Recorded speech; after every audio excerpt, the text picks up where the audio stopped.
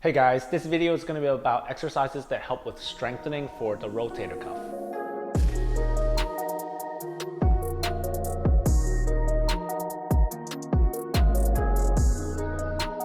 So I want to talk about the rotator cuff a little bit. There's four muscles that essentially live on your shoulder blade. So the first one comes off of the top of the shoulder blade called the supraspinatus. And then your second one lives off of here. It's called the infraspinatus. It comes off and attaches to the back of the shoulder blade, from the back of the shoulder blade to your arm. And then the teres minor lives right below the infraspinatus, also attaches to the back of the humerus there, which is your arm bone.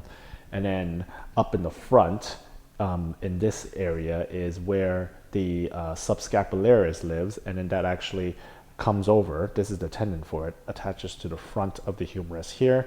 So this is the right shoulder. So there's four of them that sit on this, and the function of the rotator cuff is essentially to maintain the head of the humerus in the center of the socket while you are moving the arm. So if there's any muscle dysfunction in terms of it being one muscle being tighter than another, or one of the muscles being weaker than another, or getting overpowered by other muscles, then the head of the humerus can float around in this space, which is not good because it can put stress on other structures, which then can contribute to pain. For those of you who saw my last video, it was about rotator cuff management for when you are having a lot of pain, so more so for pain management. This video is primarily for strengthening. You have to be not dominated by pain in your shoulder for you to proceed with strengthening, because when you strengthen, it's going to load the shoulder. If the shoulder is already sensitive and you're still having a lot of pain, this is not a good fit for you yet. But once the shoulder is out of pain, then you can progress into strengthening. So with all that said about the rotator cuff, I have some basic exercises to get you started with strengthening it. So let's go right into it. The first exercise is called side lying external rotation. So with this exercise, you're starting off on your side, and when you do this, I have a 3-pound weight here. You have your elbow resting by your side, and then your wrist starting by where your stomach is. And from there, when you do this, you keep your elbow by your side and you just rotate up. Take note to not turn the trunk upward. You're really just rotating the shoulder upward. And when you do this, you're going up slow and control. So I usually have people do this 3 seconds going up, holding it at the top for 3 seconds, and then coming down for 3 seconds.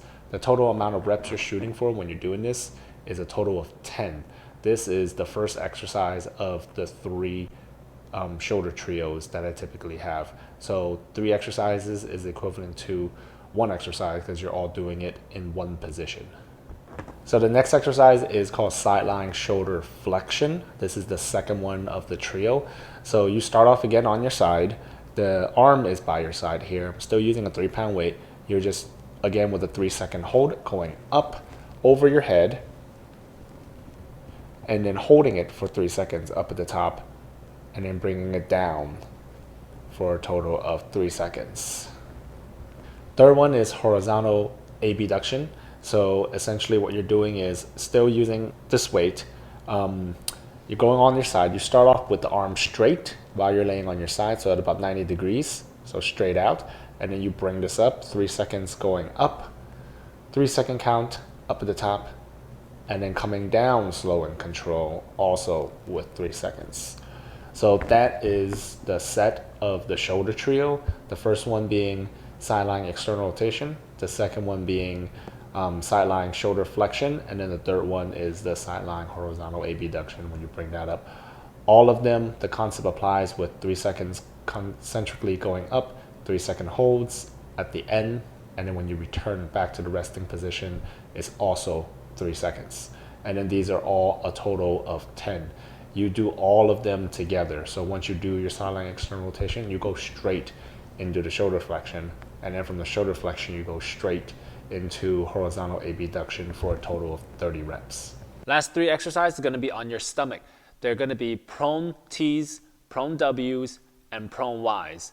I would recommend starting these exercises without any weight first because they are on the harder end of things. So when you're doing these things, it means your pain level should be low to moderate, or at least moderate to a point where you can tolerate it, because these exercises are harder. It stresses the shoulder joint a little bit more.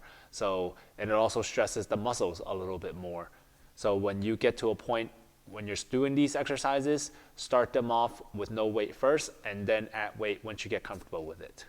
So the next exercise is called prone tees. You need to be on your stomach while you're doing this. So if you don't have a table where you have a face cutout, then what I would suggest is that you could use a towel, fold it, put it by your forehead here so you can have some breathing room. So with the prone tee, you're on your stomach, and what you do is you get your arms out to the side first. You want to preload the shoulder blade by engage some of those muscles in the back of the shoulder, and in doing so, all you got to do is just squeeze your shoulder blade a little bit, just like that, and then you just lift that up. So you want to get it to a capital T, almost like if you're flying. Thumbs are facing up, and the bread and butter of this exercise is the hold. So you want to hold it for about 10 seconds. If 10 seconds is too much, you just hold it for 5. 10-second holds, and you perform for 10. So that's the prone T. You relax, and then you preload the shoulder blade again, and then you lift. So every time you do this exercise, you want to preload the shoulder blade, and then you lift, and then hold for 10 seconds, and then you relax. Once this gets a little bit easier, you can add weights in your hand.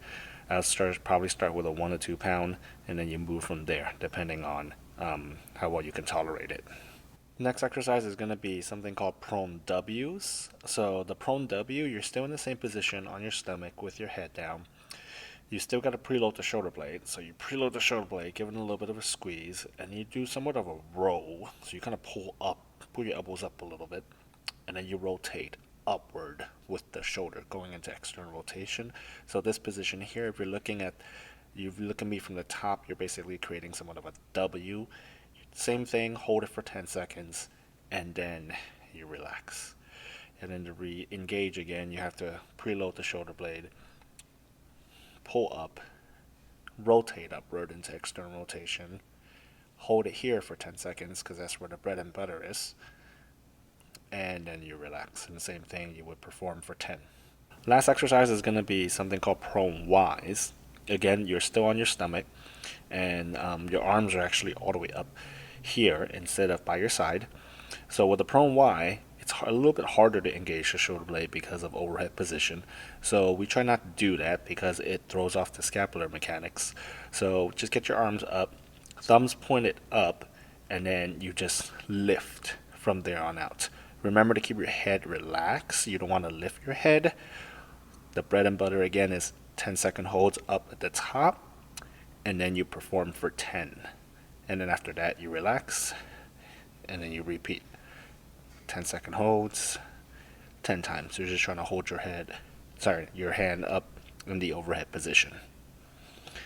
So those are the 3 that's on your stomach. That's all I have for you guys in terms of exercises for rotator cuff strengthening. If you guys haven't seen my previous video about pain management for the rotator cuff, I'll leave a link in the description below for you guys. Other than that, I'll see you guys in the next video. Thanks for watching.